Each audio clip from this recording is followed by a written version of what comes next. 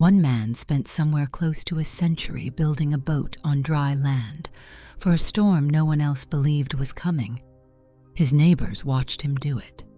Generation after generation of them, according to some ancient timelines, mocked him the entire time because there was no sea nearby, no sign of rain, nothing except one man, his family, and an enormous wooden structure slowly taking shape in the middle of nowhere.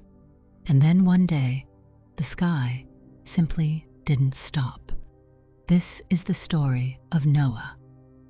But if the only version you know is the one from a children's picture book, two cheerful giraffes poking their heads out of a wooden boat, you're missing almost everything that actually makes this story unsettling. This isn't primarily a story about animals. It's a story about the complete, deliberate erasure of nearly every living thing on Earth, survived by exactly one family inside a vessel with a single door, sealed shut, according to the text, not by Noah, but by God Himself. By the end of this video, you'll understand exactly how massive that ark really was, using real, specific measurements. You'll understand why flood stories almost identical to this one show up in cultures that had no contact with ancient Israel at all. And you'll understand what happened after the water finally receded, a strange, uncomfortable final chapter most retellings leave out entirely. This is the story of the man who outlived the entire world. Generations after Adam and Eve, the text describes something has gone badly wrong with the human race. People had spread across the earth, and alongside them, wickedness had spread just as fast. The text puts it in stark terms. Every inclination of the human heart was only evil, all the time, without exception. God's response is described in startlingly emotional language, not the language of a distant clinical judge, but something closer to grief. He regrets, the text says, that he had ever made humanity in the first place, and resolves to wipe every living thing from the face of the earth, people, animals, birds, everything. But one name interrupts that sentence of total destruction. Noah found favor in the eyes of the Lord. The text gives us a little more about who this man was. He's described as righteous, blameless among the people of his time, a man who walked faithfully with God, the exact same phrase used earlier for Enoch, 7 generations before him, the one man who never died at all. Noah had 3 sons, Shem, Ham, and Japheth, and out of the entire population of the earth, at whatever scale that population had grown to by this point, this one family is the hinge the rest of the story turns on. God tells Noah directly what's coming and gives him a set of instructions specific enough to sound almost like an engineering blueprint rather than a vague command. Build an ark, God says, out of cypress wood, and coat it inside and out with pitch to seal it against the water. And then come the measurements, given precisely in a unit called the cubit, roughly the length of a forearm from elbow to fingertip. The ark is to be 300 cubits long, 50 cubits wide, and 30 cubits high. Convert that into modern measurements, using the most common estimate for a cubit, and you get something genuinely staggering. A vessel roughly 450 feet long, 75 feet wide, and 45 feet tall. To put that in perspective, that's longer than a modern American football field, and about 4 stories high, an absolutely massive structure, built according to the text entirely by hand, by one family, using tools available thousands of years before industrial machinery existed. The design itself is specific too. 3 decks stacked one above another, a single door in the side, and a roof with an opening near the top for light and air. Inside, Noah is told to make rooms, The Hebrew word used here is actually closer to nests or cells, suggesting a structure genuinely divided into many separate compartments, not one open hold. Then comes the part of the instructions most people remember, though usually without the specific detail. Bring 2 of every kind of living creature into the ark with you, male and female, to keep them alive. But the text actually specifies something more particular than just 2 of everything. Of every clean animal, categories used later in the text for permitted food and sacrifice, Noah is told to bring 7 pairs, not just 1. Of the unclean animals, only a single pair. The distinction matters practically. 7 pairs of clean animals means enough for eventual sacrifice, and enough of a breeding population to recover afterward, without wiping out an entire species, just to make one offering. According to the timeline embedded in the surrounding chapters, decades passed between God's initial warning and the flood actually arriving.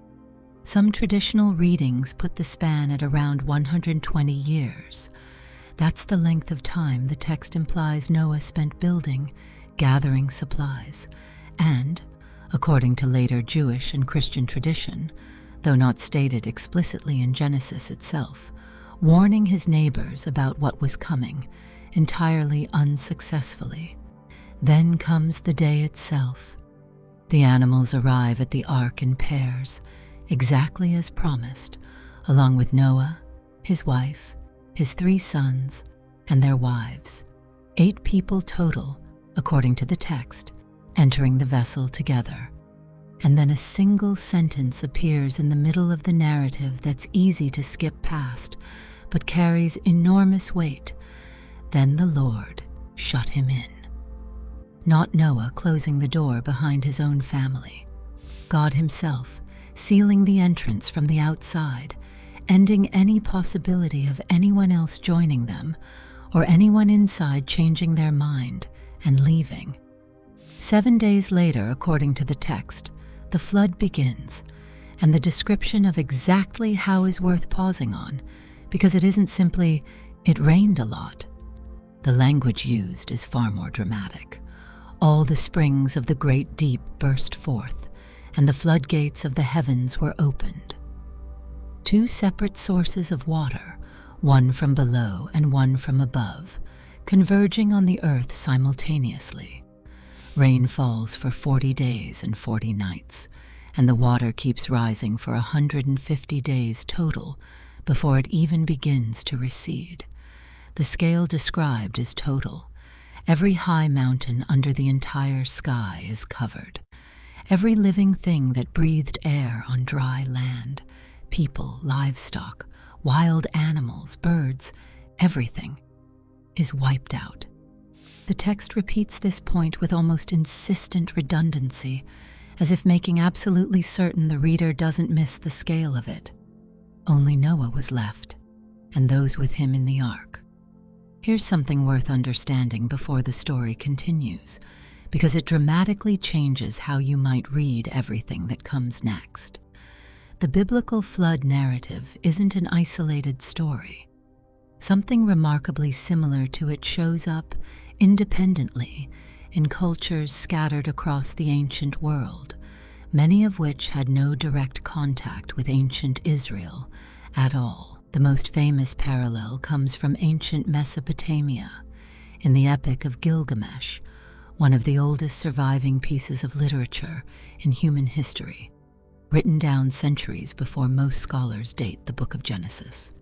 In it, a man named Utnapishtim is warned by a god of an imminent flood meant to destroy humanity, told to build a massive boat, load it with his family and animals of every kind, and survive the deluge that follows, even sending out birds afterward to check whether dry land had reappeared, in a sequence strikingly close to Noah's own. Flood narratives with broadly similar structures, divine judgment, a warned survivor, a vessel, surviving animals, and a fresh start for humanity afterward, also appear in ancient Greek mythology, in Hindu tradition, in numerous indigenous cultures throughout the Americas, and in flood legends recorded across parts of Africa and Asia. Scholars disagree, sometimes sharply, about exactly why these parallels exist. Some point to shared cultural transmission along ancient trade routes. Others point to independently remembered, localized catastrophic floods, common enough in human history that similar stories could plausibly emerge separately in river valley civilizations around the world. Still others read the parallels as evidence of a shared, extremely ancient oral tradition, splitting off into different regional versions over thousands of years. Whatever the explanation, the sheer number and geographic spread of these flood stories is one of the most genuinely striking patterns in all of comparative mythology, and it's worth having in mind as you consider a story your own culture may only have taught you as a single isolated children's tale. After the water reaches its peak, the text shifts from the fast, dramatic pace of the flood itself into something much slower, waiting. The waters take 150 days to recede enough for the ark to come to rest, settling, according to the text, on the mountains of Ararat, a mountain range still identifiable today, located in eastern Turkey. Even after that, it takes months longer for the water to drop far enough for the tops of other mountains to become visible again. Then comes one of the most quietly tense sequences in the entire narrative. After 40 more days, Noah opens a window and sends out a raven, which flies back and forth, apparently finding nowhere suitable to land until the ground dries up completely. Then he sends out a dove, a bird less capable of surviving on its own over open water, specifically to test whether the ground was dry enough to support life. The dove returns with nothing, and Noah waits 7 more days before trying again. The second time, the dove comes back in the evening carrying something in its beak, a freshly plucked olive leaf. It's a small, quiet detail, but it carries enormous weight in the story. The very first confirmed sign in an entirely drowned world that vegetation had survived and growth was beginning again. 7 days later, Noah sends the dove out a third time, and it never returns, the final definitive sign that the earth outside was finally ready to be lived on again. Even after all of that, Noah doesn't leave the ark immediately on his own initiative. The text specifies that he waits for direct instruction from God before finally opening up the structure and stepping out, along with his family and every animal that had been sealed inside with them, onto dry ground for the first time in over a year. Noah's first act after stepping off the ark isn't to rebuild, or plant crops, or even rest. He builds an altar and makes a sacrifice, drawing specifically from those extra pairs of clean animals brought aboard for exactly this purpose.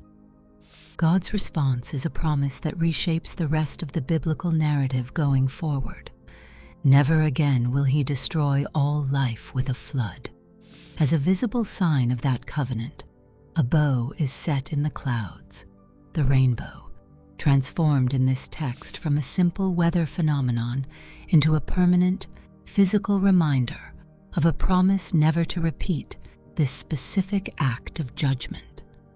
But the story doesn't end on that note of restoration, and this is the part almost every simplified retelling of Noah leaves out entirely. Genesis tells us that Noah, now a farmer, planted a vineyard, made wine, and one evening drank enough of it to lose consciousness, lying uncovered inside his own tent. His son Ham saw him in that state, and rather than covering him or looking away, went and told his 2 brothers Shem and Japheth about it. Those 2 brothers, by contrast, walked into the tent backward, carefully avoiding looking directly at their father, and covered him themselves.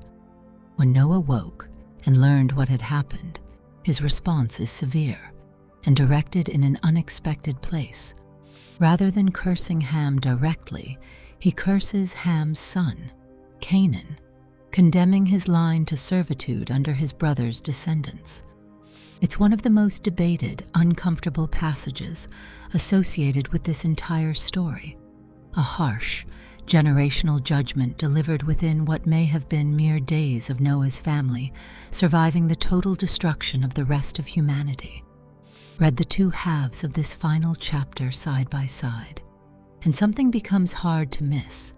The same underlying moral flaw the flood was supposedly meant to wash away: shame, exposure, and a family's inability to respond to it without conflict, resurfaces almost immediately. Inside the one family, the entire judgment was specifically designed to preserve. Step back from the individual scenes, and a clear shape emerges across the whole story. Total judgment, followed almost immediately by careful, deliberate preservation. Total destruction, followed by a rainbow.